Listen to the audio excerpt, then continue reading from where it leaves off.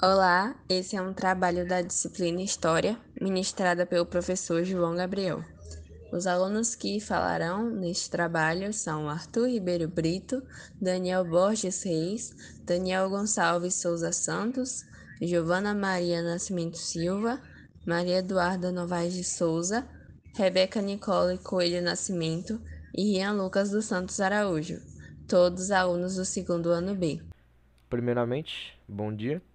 Hoje a gente vai discutir sobre os dois primeiros capítulos do livro Raiz do Brasil, de Sérgio Buarque de Holanda, né? Mas antes de começar a nossa discussão, eu acho bem importante a gente falar sobre o autor em si e o contexto histórico atrás do publicamento da obra. É bem importante saber disso. Basicamente, Sérgio Buarque de Holanda nasceu em São Paulo e foi um importante historiador, sociólogo e escritor brasileiro. Ele é considerado um dos fundadores da moderna historiografia brasileira e o seu trabalho influenciou profundamente a compreensão da identidade e culturas brasileiras. Lá em 1936, ele publicou a obra mais famosa, Raiz do Brasil, que se tornou um clássico da literatura brasileira, né? E ele publicou o livro Raiz do Brasil nesse tempo porque o Brasil estava passando por grandes transformações sociais, políticas e culturais por causa da ditadura militar lá na época de Getúlio Vargas e a Segunda Guerra Mundial, certo? Holanda estava interessado em explorar a história e a cultura brasileira a partir de uma perspectiva crítica inovadora. E esse livro foi a sua tentativa de fornecer uma visão diferente da história e da cultura brasileira. Ele queria ir além da visão eurocêntrica predominante na época, e entender como as influências indígenas, africanas e europeias se misturaram para formar a sociedade brasileira, né? Além disso, ele estava muito preocupado com os problemas sociais e políticos do Brasil na época. E esse livro também foi uma oportunidade de lançar luz sobre essas questões. Ele argumentava que a falta de uma cultura política democrática e a presença de um ethos cordial e personalista eram características problemáticas da sociedade brasileira e que elas tinham raízes históricas profundas. Aí, ó, o nome do livro é Raiz do Brasil. Assim, Raiz do Brasil foi uma obra que surgiu a partir de uma necessidade de entender a identidade e cultura brasileiras e o momento de de grandes mudanças e desafios, e de oferecer uma análise crítica da sociedade brasileira. O livro se tornou um clássico da nossa literatura e uma referência importante para aqueles que buscam entender a história e a cultura do país. O capítulo 1 tem como título Fronteiras da Europa. Ele se chama assim porque ao longo do capítulo o autor vai fazer algumas reflexões. E uma delas é de que o Brasil faz fronteira com Portugal e Espanha. Ele diz isso porque Portugal e Espanha são os países que estão mais no litoral da Europa, então são os países mais próximos do Brasil. Essa posição geográfica foi também um dos fatores que ajudou na navegação marítima, no descobrimento de outros países, na exploração marítima, também como alguns outros fatores que já foram estudados anteriormente, como o momento de paz política e uma expansão do comércio. No capítulo, o autor também vai mostrar algumas características do povo ibérico. Ele também vai defender a mentalidade burguesa e algumas outras coisas dos países ibéricos que não gostavam. E uma das características que ele cita é de que os ibéricos não gostavam de trabalho manual. Eles só queriam ser os senhores. Então, basicamente, eles só queriam mandar, não queriam fazer nada. O autor também disse que na construção do Brasil, muitas características desses povos ibéricos foram passadas adiante até na construção do Brasil. Então, é como se fosse uma continuação da cultura ibérica. Eu vou começar citando uma parte do texto, abre aspas. A tentativa de implantação da cultura europeia em extenso território, dotado de condições naturais, se não adversas, largamente estranhas à sua tradição milenar, é, nas origens da sociedade brasileira, o fato dominante e mais rico em consequências. Fecha aspas. E o que isso quer dizer? Bom, basicamente, quando ele fala em território dotado de condições naturais, se não adversas, largamente estranhas. O autor, ele quer dizer que as mesmas culturas que existem barra são implantadas em Portugal, são implantadas aqui no território brasileiro. Porém, o território é muito distinto, tanto em clima, relevo e recursos naturais propriamente ditos, quanto em sociedade, pois é um país ainda em formação, com povos originários muitas das vezes hostis. Óbvio, quem ia gostar de ter a terra invadida por os brancos? Ninguém. É uma sociedade que não era estruturada da forma que os portugueses conheciam, pois não existia nenhum tipo de governo geral aqui, era algo mais como cidades-estados, onde cada tribo tinha sua organização própria, e isso se reflete na segunda parte da oração. É, nas origens da sociedade brasileira, o fato dominante e mais rico em consequências. Porque a cultura brasileira desde o início foi moldada com base na cultura europeia que era trazida, com base na cultura dos negros escravizados que eram trazidos da África, dos indígenas que viviam aqui na região. E uma frase que reflete bem isso, a frase do livro que diz: o certo é que todo fruto de nosso trabalho ou de nossa preguiça parece participar de um sistema de evolução próprio de outro clima e de outra paisagem. Porém, vale ressaltar que para o Sérgio de Holanda, o principal formador da sociedade brasileira foram os aspectos da sociedade portuguesa. Como ele diz na citação, podemos dizer que de lá nos veio a forma atual de nossa cultura. O resto foi matéria que se sujeitou mal ou bem à nossa forma, a essa forma. O Sérgio Buarque está afirmando que os portugueses trouxeram a maior contribuição para entender o que é o Brasil hoje. As outras culturas foram bem ou mal se sujeitando a entender, compreender e entrar nesse bolo, entre aspas, da cultura portuguesa. Então, vamos ver. A principal influência portuguesa que a gente tem, obviamente, o idioma, que é o português brasileiro. Apesar de ser abrasileirado, ainda é um português. Alguns movimentos como o Renascimento, o Barroco, festas juninas, o Carnaval, algumas comidas típicas, principalmente pratos com peixes, a religião católica que veio junto com os portugueses e os catequizadores, a arquitetura, o Pelourinho em Salvador, por exemplo, é um forte exemplo disso.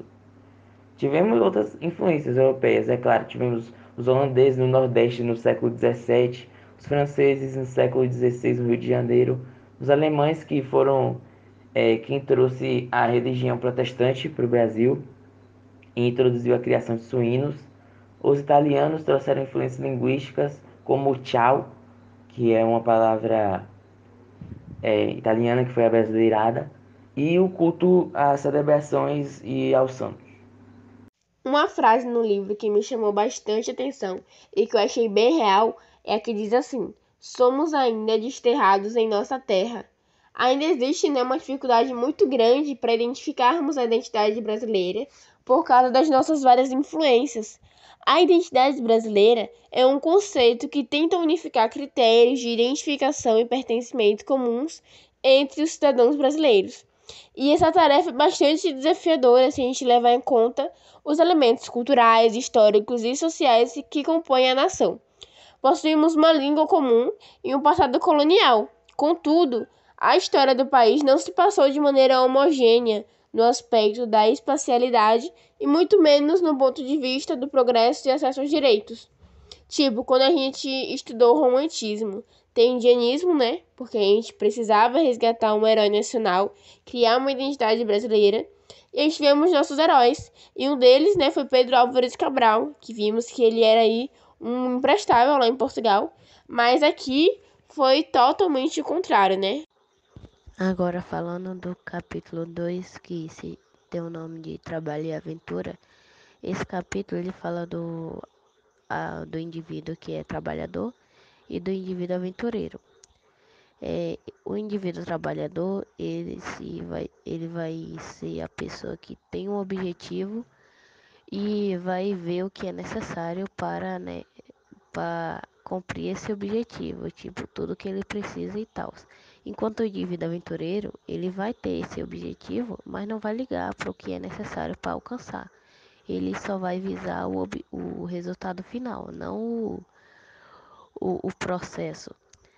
Inclusive, no livro, é, fala que os portugueses eram indivíduos aventureiros, porque eles começavam algo hoje e já queriam o resultado amanhã. Eles não queriam passar por um. Eles não queriam, não. Eles não.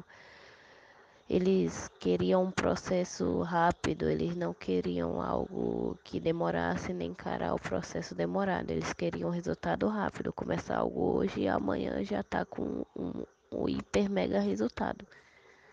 Alguns trechos do livro falam sobre a influência do trabalho escravo na formação do país. Vou falar alguns aqui. Abre aspas. Pode dizer-se que a presença do negro representou sempre fator obrigatório no desenvolvimento dos latifúndios coloniais. Fecha aspas. Outra frase que cita isso é, abre aspas. A grande lavoura, sem braço escravo e terra farta, terra para gastar e arruinar, não para proteger ciosamente, ela seria irrealizável. Não a última frase, mas a última que destacamos foi, abre aspas, graças ao trabalho de pretos trazidos às possessões ultramarinas, fora possível, no reino, estender a porção do solo cultivado, desbravar matos, dessangrar pântanos e transformar charnecas em lavouras, com que se abriu passo à fundação de povoados novos. Houve uma grande e enorme influência do trabalho escravo na formação do Brasil, devido aos portugueses eles serem aventureiros. E nisso há o detalhe que eles só visam o objetivo final, o lucro. Eles só visavam o resultado final, não queriam saber da maneira e nem do processo para conseguirem atingir o objetivo. Eles não lutavam para conseguir, eles procuravam os meios mais fáceis. E nisso eles pegaram os indígenas, né? Escravizaram e botaram para fazer todo o trabalho para que era para ser dos portugueses. E surgiu esse interesse pela terra, pois quando Pedro Álvares Cabral fez a sua parada aqui no Brasil, na sua viagem para as Índias, os indígenas mostraram para os portugueses, para Pedro Álvares Cabral, né, que ali havia ouro e prata, ferro, havia aquilo que lhes interessava. Como, por exemplo, mesmo, os indígenas eles chegavam e apontavam para os colares de ouro e correntes de prata que os portugueses usavam e apontava para a terra, indicando que ali também tinha esses recursos. E aí surgiu esse grande interesse pela terra, o que ocasionou a escravidão, né? E também, devido aos seus problemas com os escravos indígenas, os portugueses pegaram os negros da África, trouxeram eles para o Brasil e fizeram assim o mesmo, escravizaram eles. E nisso, devido ao os portugueses eles só visarem o lucro, não quererem mais saber do processo, acabava que eles não queriam saber das consequências, eles se desligavam disso, eles não sabiam das consequências, não queriam saber das consequências. Nisso, o Brasil ele só foi mantido em pé devido aos escravos que, por exemplo, mesmo os escravos que trabalhavam lavouras, plantando, colhendo, cuidando da terra, os escravos eles cuidavam de tudo, enquanto os portugueses só ficavam ali observando e fazendo o que eles tinham de fazer, né? E se não fosse devido aos escravos, aos negros e aos indígenas, né, aos escravos, essa terra que foi utilizada para cultivo, foi utilizada para poder também obter o ouro, a prata e os minérios, ela estaria morta, ela teria sido totalmente destruída, não serviria mais para nada, pois já tinha sido desgastada e muito abusada, muito utilizada. Ainda sobre o capítulo 2, Trabalho e Aventura, gostaríamos de promover uma última reflexão sobre o tema, com o seguinte tópico: existe a ausência de uma mentalidade de trabalho no Brasil. Separei 3 trechos, vou ler e em seguida explicar cada um deles. Abre aspas. É compreensível, assim, que jamais se tenha naturalizado a religião do trabalho e o apreço à atividade utilitária. Uma digna ociosidade sempre pareceu mais excelente e até mais nobilitante do que a luta insana pelo pão de cada dia. Fecha aspas. Como já foi dito anteriormente, os portugueses não tinham um apreço pelo trabalho manual. Detestavam. Para eles não era importante valorizar essa luta para acordar cedo, trabalhar, garantir o sustento. Claro que seria muito mais cômodo se todos pudessem ter a chance de, de não ter essa rotina exaustiva, mas é importante perceber que essas pessoas que estão nessa ociosidade estão à custa de alguém que está acordando às 5 da manhã para trabalhar. E essa origem vem dos portugueses, que gostavam de ficar lá só mandando, chamando os outros de preguiçosos, castigando, sendo que não foram eles que construíram nosso Brasil. As raízes do Brasil são as pessoas que derramaram sangue, derramaram seu suor. Não foram os portugueses. O segundo trecho destacado foi, abre aspas, o que o português vinha buscar era, sem dúvidas, a riqueza. Mas riqueza que custa ousadia, não riqueza que custa trabalho. Fecha aspas.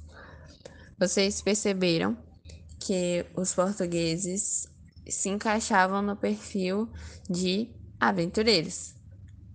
Então, eles estavam ali pensando sempre no destino, no final, mas não no caminho para chegar a ele.